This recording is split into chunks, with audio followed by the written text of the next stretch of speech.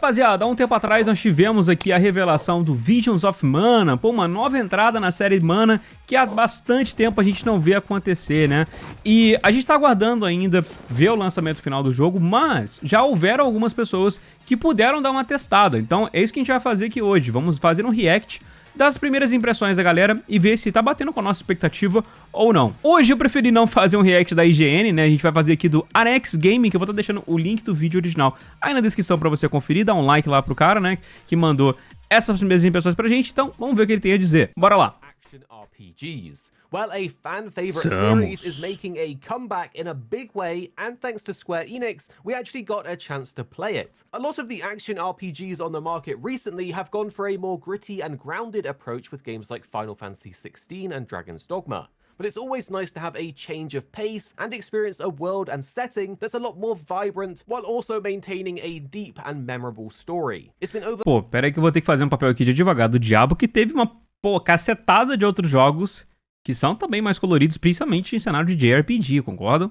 15 years since the last mainline Mana series game was released, and if you're a fan of Final Fantasy, you may be interested to hear that the Mana series actually started as a spin-off title for Final Fantasy called Final Fantasy Adventure, but then grew into its own popular series. So, even though it looks like a very different game from the gruff and hard RPGs that we normally cover on the channel, we're actually very excited for the potential of this one, so let's go over what we got to play and what we can tell you about this game, and do let us know what type of RPGs you prefer, so we have a better idea about what games to cover in the future on the channel. Todos, amigos, todos. Like RPG, fantasy, vibrant, dark, gritty? Tell us down below. So, we got to play around an hour of the game, which gave us a nice preview of what we can expect from it, and how the various gameplay mechanics come together, and the demo we played was split into a more open section that actually allowed us to explore the map and game world, while the later section was a more linear experience with a big boss fight at the end. Justo, Before we get entender into pouco the dos dois specifics lados. and the nitty-gritty, let's give you some context to the game itself. Visions of Mana is being developed by Square Enix and will be released on PlayStation 4, 5, Xbox, and PC. If you do like the look of it, luckily you don't have to wait too.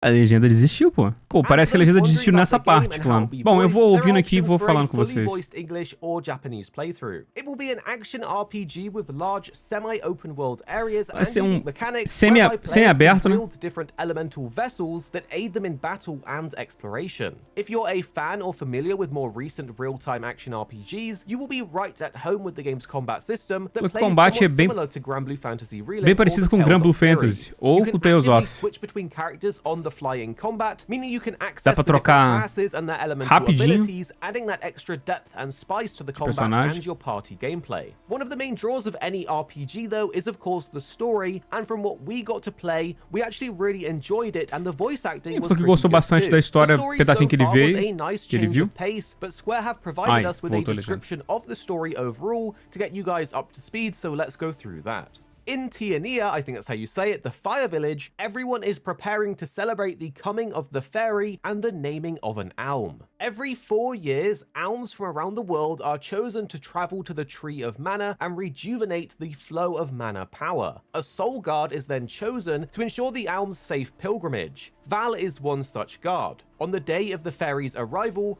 Val brings his childhood friend to the festival. As the sun falls beneath the skyline, all of the spectators wait with bated breath, hoping to be chosen as the Alm. The fairy finally descends before Val's friend, appointing her the Alm of Fire. The villagers then bid them both farewell, praying for their success as they embark on the adventure of a lifetime. So now let's go through our actual hands-on experience, and we sent Toxie Moxie down to Square Enix to play this one for us, as she is very experienced with Square Enix RPGs, and so kind of knows what to expect, as she is a huge fan of other Square RPGs like Final Fantasy. Well, during our hands-on time, we mainly got to play as Val, who is the main character of the game, and he is accompanied by Hinna. Val has a set of skills, basic attacks and special attacks that can quickly dispatch enemies, and some of them are actually pretty stylish and flashy. There's also a special move gauge that will build up over the course of a battle that does a massive attack, and you also have aerial combat to mix it up. So, while it was simple, it was effective and enjoyable when it comes to the actual combat for this type of game. Also in combat, simples, mas divertido, então. To access your magic and items, so the combat does really flow well and actually reminds us of Granblue Fantasy Relink, which is very cool. During our demo, o combate do Relink é one ponto positivíssimo do which jogo. allows him to use wind abilities for combat as well as in the open world exploration, with things like creating a gust of wind. Vessels in general play a huge part to the core gameplay of Visions of Mana, as they aid your exploration in the semi-open world, and during our demo, we got to play around with the wind elemental, but there will be more elemental triggers throughout the world that will allow you to do all kinds of different things while exploring, like moving rocks or even slowing down time that will open pathways to find hidden items in the map. This of course lends very well to going back to areas you've already visited, so you can see what new things you can find as you gain those new vessels and their abilities, but don't forget they also aid you in combat too. The way that this has been integrated into the actual se o mundo for muito grande, isso começa a ficar pouco, né, puxado, mas como ele é semi-aberto, has a different set of stats, different weapon types, and unique moves or abilities based on their corresponding element. We found this system was actually really cool and added a lot of variety to the gameplay, especially when you pair this with the fact that you can switch between different party members that each have their own vessel equipped. That really adds a lot of depth and strategy to the overall experience, especially considering you can change this around based on the encounter at hand. The system really does remind us of Final Fantasy X2's Dresphere system, as it also changes the look of the character as well. For the additional vessels and other characters we got to play with, the game lembrou pouco do Dress System do 10.2. Pra gameplay do 10.2. And we were joined by Karina, who is from ponto forte do jogo. O jogo é Vale legal of nesse sentido was in da an gameplay. accident that claimed one of her wings and has a companion that is a sacred beast cub. Then there is Morley, who is from Eteran, I think that's how you say it, the Moonlit Parish. He has some trouble overcoming his past as there was a disaster in his hometown. And the two vessels that we had access to in the demo was the Vessel of Wind, the Sylphid Boomerang, and the Vessel of Moon, the Lunar Globe. Here's what they basically did. The Vessel of Wind, while exploring, you could come across triggers that you could interact with and then use that vessel to Ele cria ventinho para poder subir and across different paths. The combination of the different character switching and having abilities from the vessels means you can actually do some spicy stuff in combat, and although it looks really cool, it was actually quite simple to execute, with things like juggling enemies by throwing out abilities and then switching to a different character and using their unique skill. For the Vessel of Moon, this one aids you by manipulating time, so you could slow things down to move through different areas or roll back something, which in different instances could clear the way for a path, allowing you to move through. Essentially, both of these things allowed you to explore the world better and discover hidden collectibles that were littered around the map.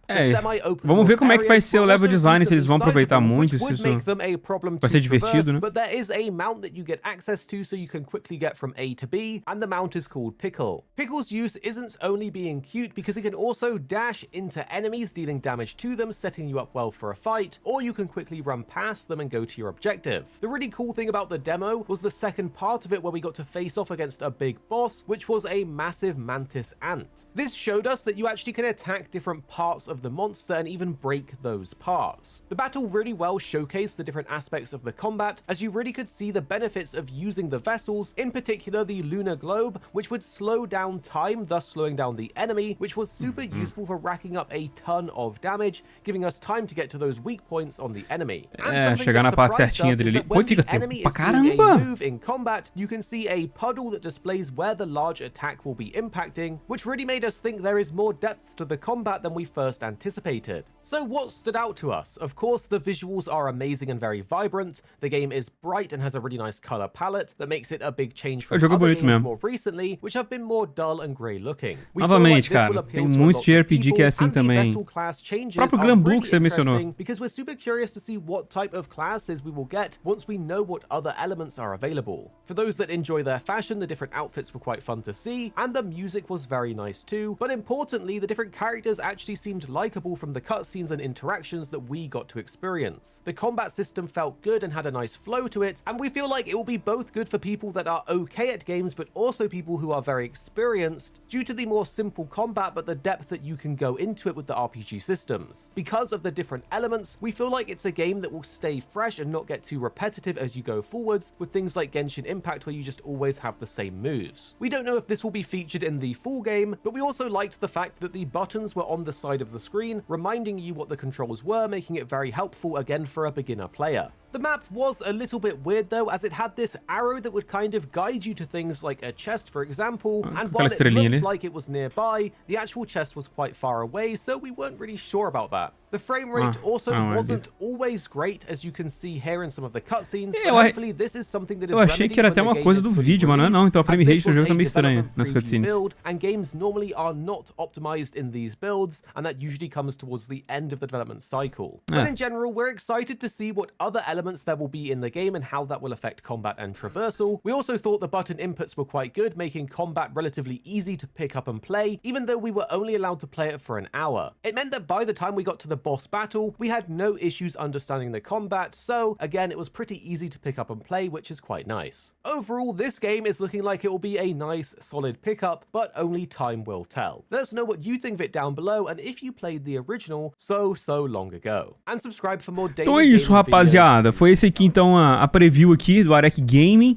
Mano, tá bem dentro das minhas expectativas. Eu achei legal eles terem falado que viram similaridades com o combate do Gran Blue, que foi um combate que eu achei bem divertido de jogar. Foi um RPGzinho bem bacana, que ele tem esses elementos de action também, mas ele tem também as boss fights, ele tem momentos bem interessantes ali dentro do cenário que a gente tá lutando. Então parece que essa mesma ideia tá sendo passada aqui no Visions of Mana. Então, comenta aí o que você achou, você também tá com uma expressão positiva aqui do jogo, e vamos esperar, né? Às vezes essa demo de 1 horinha que ele jogou ali, às vezes possa vir a público, né? A Square normalmente lança demo dos jogos que estão pra sair deles, geralmente tem sido com todos os jogos, então não duvido nada dessa demo eventualmente vir aqui pra gente poder dar uma conferida nós mesmos. Mas deixa aí abaixo o que você achou, se curtiu o vídeo, não esquece de deixar aquele crítico aí no like, se inscreve no canal e segue a gente nas nossas redes sociais. Pode ser ficando por aqui, valeu, um abraço, até mais e fui!